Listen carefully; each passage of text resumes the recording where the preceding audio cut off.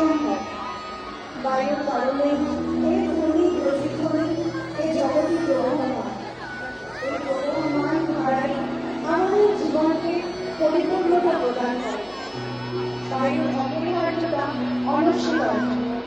এই উত্তর হাওয়া আমাদের মন ও প্রাণকে উন্নত করছে ও উন্নত করে যায়। এই আমাদের কামনা।